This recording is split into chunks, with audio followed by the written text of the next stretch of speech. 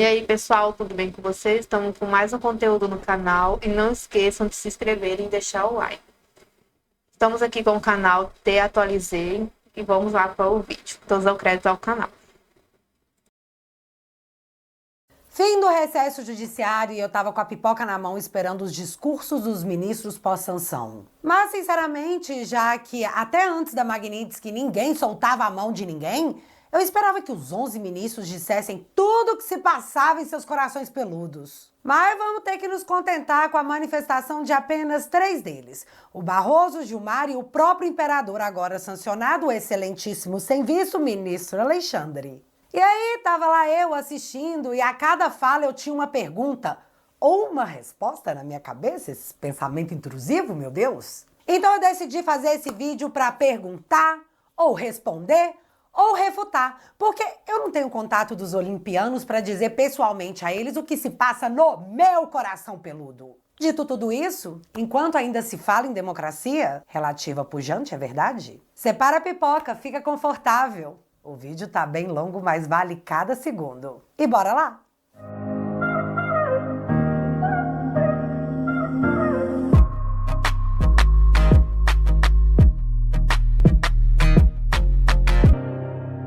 Antes de irmos aos pontos das falas dos magnânimos, eu acho que todos já viram, mas é importante dar contexto que no dia anterior, quinta-feira à noite, já se anunciava que o negócio rachou. E não, Janones, eu sei, falei rachou, você pensou em rachadinha, mas esse vídeo não é sobre você. A maioria do STF se recusou a assinar a carta em defesa de Moraes. Ministro punido com lei Magnitsky pressionou colegas para ter apoio unânime, mas não teve sucesso. Racha no Supremo ficou explícito em jantar organizado por Lula. E antes de eu comentar melhor essa matéria, porque é importante, uma coisa tem que ficar clara para todo mundo. Quando o ministro é sancionado, significa que os Estados Unidos estarão de olho em suas movimentações financeiras, as movimentações de seus familiares, para ver se não está rolando nenhuma burla à sanção. Em 2019, quando a Receita Federal apontou uma suposta fraude de Gilmar Mendes em suas movimentações bancárias, o ministro arrumou um escândalo, pediu providências para o Toffoli, que parou as investigações do COAF e o auditor da Receita, que identificou a suposta fraude, foi afastado. Só que, galera, quem é COAF e Receita Federal perto dos monitoramentos feitos pelos Estados Unidos aos sancionados? E mais, não dá para parar as análises e as investigações que possivelmente serão feitas. E aí eu não acredito, de coração, que um ministro da Suprema Corte quer os Estados Unidos revirando sua vida financeira. Mas isso aí é só um achismo da minha parte. O que não é achismo é que antes da Magnitsky, o Gilmar Mendes teria se reunido com aliados do presidente Bolsonaro e teria dito que se o Alexandre fosse sancionado, o STF poderia dar ordem aos bancos de ignorarem a sanção. Mas aí o CEO do Bradesco apareceu para desmoralizar o Gilmar e dizer que eles não vão discutir lei não, tá? Eles vão cumprir. Foi aquele famoso Toin. E tivemos atualizações sobre isso aí, porque Lindbergh Farias quer ser o nosso craque do jogo. Só segura. E assim voltamos à matéria do racha no STF, que nos contou o seguinte, abre aspas. Lula pretendia produzir uma foto para demonstrar unidade. Apareceriam ele e os 11 ministros do Supremo juntos, de mão dadas, uma coisa brega, defendendo a soberania do Brasil. Esse é o lema da campanha publicitária que está nas ruas e é promovida pelo Palácio do Planalto para ajudar a recuperar a popularidade do governo. No final, só com 6 ministros, Lula acabou conseguindo demonstrar de forma clara um racha dentro do STF. Obrigada, Lula. Fecha aspas. Vou me manter firme na teoria de que ninguém quer os Estados Unidos revirando as movimentações financeiras. Então, teoricamente, o placar no racha está 6-5 para o Alexandre. Só que esse placar é fake. Olha essa outra parte que é a mais importante. Aspas de novo. Entre os 6 que compareceram, um foi a contragosto. Edson Fachin esteve no Alvorada só porque será o próximo presidente da corte daqui a menos de 2 meses e achou que, mesmo contrariado, seria ruim do ponto de vista institucional faltar o evento. Até porque seu vice será justamente Alexandre de Moraes. Há um sentimento no STF de que Moraes está levando a todos na corte para um caminho sem volta. Fecha aspas. E é isso que acontece quando ninguém solta a mão de ninguém, né? Cai todo mundo. Fachin até foi lá, mas fez questão de que todos soubessem que ele não queria estar ali. E sobre o Fachin é importante frisar uma coisa. A primeira turma vai condenar geral, mas o Fachin vai assumir como presidente na sequência, e aí tudo vai estourar na cara dele. E Fachin foi o cara que desfez as condenações do Lula na Lava Jato ao dizer que as investigações foram conduzidas no CEP errado, que deveria ter sido em Brasília, não em Curitiba. Como o Fachin vai reagir ao se deparar com uma enxurrada de recursos mostrando que esse julgamento relâmpago não deveria ter sido julgado na primeira turma, e sim no plenário? Na verdade, deveria ter sido na primeira instância? Não sei, mas muitas perguntas tenho eu, viu?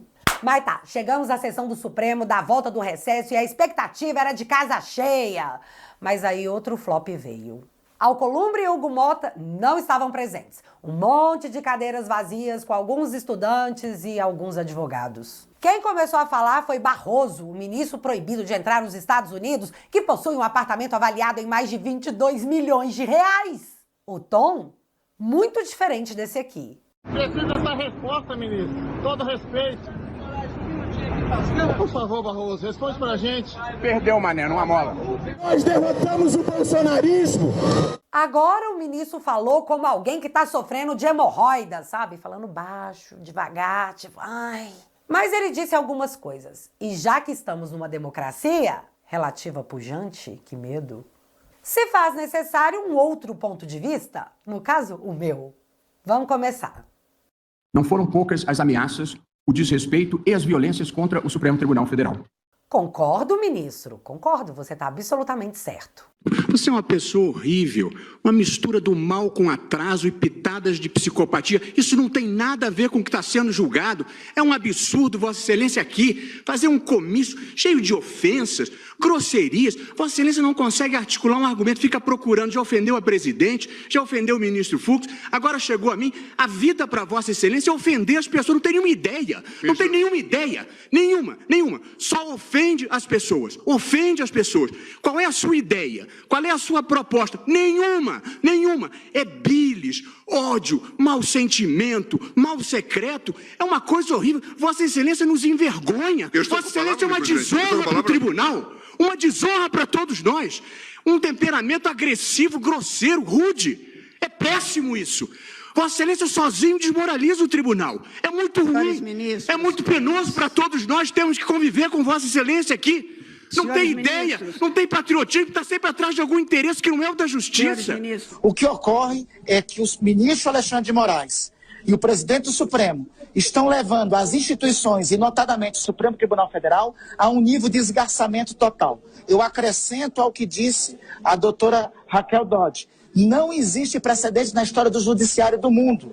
A instauração de inquérito por um órgão, a investigação de um inquérito por esse mesmo órgão e esse mesmo órgão ser destinado a julgar. Aliás, isso remonta a anterior a institutos da lei de Talhão, onde prevalecia o olho por olho, dente por dente. É um retrocesso completo, é uma ofensa à ordem jurídica constitucional do Brasil. Vossa Excelência não tem condições de dar lição nem a ninguém. E nem Vossa Excelência. Vossa Excelência me respeite. Vossa Excelência não tem condição alguma. Vossa Excelência está destruindo a justiça desse país. E vem agora dar lição de moral em mim. Saia à rua, ministro Gilmar. Saia à rua. Ministro Joaquim, nós já superamos essa discussão com o meu pedido de vista. Não vem, Vossa Excelência não tem condições alguma. Não tem nenhuma condição. Eu estou na rua, ministro Joaquim. Vossa Excelência não está está, fazendo não. poder judicial. Vossa Excelência não está na rua, não. Vossa Excelência está na mídia, destruindo a credibilidade do judiciário brasileiro. É isso. Não sigo o exemplo de Vossa Excelência em matéria de heterodoxia, viu? Graças a Deus. Vossa Excelência... E faço disso um ponto de honra. Faço disso um ponto de honra. Está com vista ao ministro... ao ministro... Basta ver o que Vossa Excelência fez no Senado. Do Senado, basta ver o que Vossa Excelência faz diariamente nos jornais. É uma atitude absolutamente, a meu ver, incompatível com... absurdos que Vossa Excelência faz. Não, absurdos não. Vossa Excelência retire o que disse, porque não existe. Vossa Excelência está faltando com decoro, não é de hoje. E eu repilo qualquer... Vossa Excelência, por favor, me esqueça. Não retiro. Pois é, uma corte muito atacada. E o mais interessante é quando a corte ataca de volta. Tipo o dia que o repórter da Folha perguntou quem pagava as passagens do Gilmar para Portugal e ele mandou o repórter enfiar a pergunta na bunda. E o Alexandre achando que estava sendo o primeiro rebelde na quebra de decoro. 2018, o Gilmar já estava dando aula. Como se passam as coisas numa ditadura. Eu e muitos de nós aqui vivemos uma ditadura. Conhecemos pessoas que foram torturadas. Conhecemos jornalistas que foram censurados. E compositores que tiveram suas músicas proibidas. Conhecemos pessoas que foram para o exílio. Professores que foram arbitrariamente afastados dos seus cargos. Barroso, na época do regime militar, da ditadura, o senhor viu tortura? Olha que coincidência! Em 2024 eu vi também. E olha só que louco esse vídeo que você vai assistir agora, porque quando a pessoa que sofreu a tortura começa a relatá-la, a justiça, na figura do juiz, tentou e muito impedir que o relato fosse feito. Mas é parte da instrução. Eu estava preso, e enquanto eu estava na solitária, inclusive, estavam tentando Não. O senhor está dizendo que era solitária. Então, toda a descrição que está dando, quem está dando é o senhor. Sim, eu estou dando bem essa claro, descrição. a defesa tem todo o direito, e a defesa tem o direito até de falsear a verdade. Não estou imputando ao senhor. Não estou falseando. Estou deixando isso bem claro. Não estou tá? falseando, Direito apresentei de testemunhas que defesa atestaram é isso. absoluto. Nós não Sim, temos o crime de perjúrio no Brasil. Silêncio, só uma questão de ordem. Felipe, só um minuto. Silêncio, só uma questão de ordem. Agora a defesa técnica falando. Eu peço a máxima vênia a Vossa Excelência. Nós estamos aqui exercendo uma autodefesa em um processo extremamente complexo. Nós estamos falando de 78 está tendo todo o direito de falar. Por essa razão, estou deixando o réu falar. A questão é que está se estendendo muito em relação a isso. Ele não conclui. Excelência, há um injustiçado do tamanho de Felipe Martins, uma semana falando não sim, seria doutor, sim, sem problemas. O problema é que nós não temos uma semana de depoimento. O senhor sabe muito bem como funciona o processo. Eu peço vênia, Excelência, mas se necessário for, ficaremos um mês fazendo autodefesa. Vamos, senhor Felipe eu só Martins, peço a Vossa Excelência eu só peço a Vossa Excelência que tenha. Sim, doutor Jeffrey, eu já entendi. Eu vou conceder a palavra novamente ao réu Felipe. Eu estou tendo toda a paciência do mundo, doutor. É muito importante que a autodefesa em momento algum eu cortei a eficaz. palavra de ninguém, quer dele, quer do senhor. A única coisa que eu acho que nós devemos prosseguir. Senhor Felipe, Excelência, por favor, eu peço que o senhor vá concluindo. Tudo bem, mas existem informações relevantes sobre isso. Como o senhor sabe, Sim, mas porque talvez... o senhor ainda vai ser inquirido pela PGR e pela sua defesa. Esses fatos podem ser explorados aí. Eu gostaria que me fosse garantida a palavra neste momento. Não, o senhor está tendo. Eu não estou cerceando a defesa de ninguém. Eu só estou querendo que o senhor vá concluindo.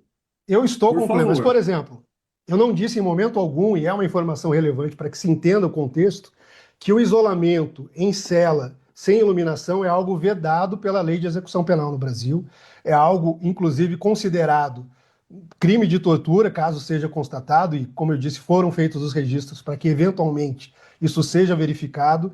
Essa cela na qual eu constei não dispunha de iluminação, como eu disse, algo vedado, e que configura privação sensorial, uma forma de tortura reconhecida pela Carta de São José de Costa Rica, por tratados internacionais. O senhor pode prosseguir, o senhor já deixou isso consignado. Barroso, você conheceu jornalistas censurados?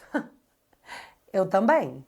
Antagonista censurado, Folha censurada, jornalistas oposicionistas e críticos ao STF censurados.